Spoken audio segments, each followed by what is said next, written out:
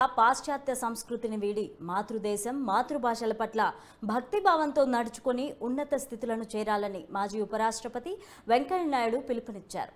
నెల్లూరులోని ఏసీ సుబ్బారెడ్డి ప్రభుత్వ వైద్య కళాశాలలో నిర్వహించిన 5వ స్నాతకోత్సవ వేడుకల్లో ముఖ్య అతిథిగా పాల్గొన్నారు ఆయన. పలువురు వైద్య విద్యార్థులకు పట్టాలను పంపిణీ చేశారు. సమాజంలో వైద్యుడిగా సేవలందించడం అంటే ఓ వృత్తి మాత్రమే కాదని, కరుణ, నైపుణ్యం, శ్రేయస్సు, నిబద్ధత, సగమంతో విధులను నిర్వహించే మానవీయ మార్గమని అన్నారు. వ్యాధులు వచ్చాక వైద్యం అందించే విధానం కంటే వ్యాధులు రాకముందే ముందస్తు జాగ్రత్తల మీద గ్రామీణ ప్రాంతాల్లో ప్రజలకు అవగాహన పెంచాలన్నారు.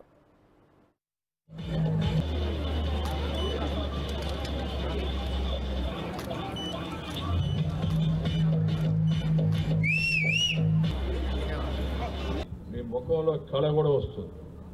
దీన్ని దయచేసి అందరూ అర్థం చేసుకొని కొంత సమయాన్ని ఈ యొక్క ఆటలకు పాటలకు శారీరక వ్యాయామానికి కేటాయించాలని చెప్పి నేను కోరుతా ఉన్నాను. డాక్టర్లు కూడా ముందు డాక్టర్ ఆరోగ్యంగా ఉంటే కదా మిగతా వాళ్ళకి ఆరోగ్యం అందించగలరు. దాంతోపాటు రెండవది మనం భోజనం చేసే విధానంలో కూడా మార్పు వచ్చేసింది. మన పెద్దలు అనేక సంవత్సరాలుగా ఆది కాలం నుంచి, వేదకాలం నుంచి, పుణ్యకాలం నుంచి, పురాణ కాలం నుంచి పూర్వీకులు అనుభవించి రంగరించి మేళవించినట్టే వారసత్వం అవుతుందో దాన్ని మర్చిపోతున్నాము. పచనము చేసిన వండిన భోజనం తినాలి, ప్యాక్డ్ ఫుడ్ తినకూడదు. దాన్ని జంక్ ఫుడ్ అంటారు. ఈ జంక్ ఫుడ్ తినడం వల్ల అనేక జబ్బులు వస్తున్నాయి.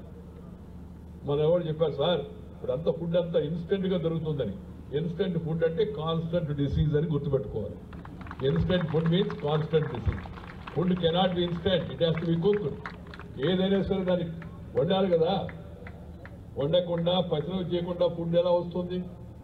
ఇప్పుడు చాలా అందుకని నేను చెప్తున్నాను, అందరూ ప్రతి ఇంట్లో వంట రూమ్ ఉంచుకోవాలి. వంట పోతే తర్వాత జంట కూడా విడిపోద్ది. దయచేసి అది అర్థం చేసుకోండి. వంటకు జంటకు సంబంధం ఉంది. అంటే మహిళలే వంట చేయాలని నేను చెప్పను, పురుషులు కూడా వంట చేయొచ్చు. నలభీమపాకం నలమహారాజు బ్రహ్మాండమైన వంట ఉండేవాడని పేరు.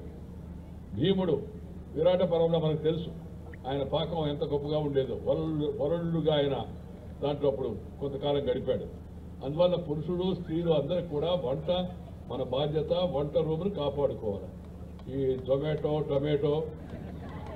అదేదో ఇంకా సిజ్జి బజ్జీ అది కాదు మనకు కావాల్సిన వంకాయ బజ్జీ, మన ఇంట్లో మన టమాటో బజ్జీ, మన కూరలు మనం అలవాటు చేసుకోవాలా, వాటిని ఉపయోగించుకోవాలి. ఎందుకంటే కొన్ని వేల సంవత్సరాలు మన పెద్దవాళ్ళు అనుభవించి మనకు అందించినవి కూడా.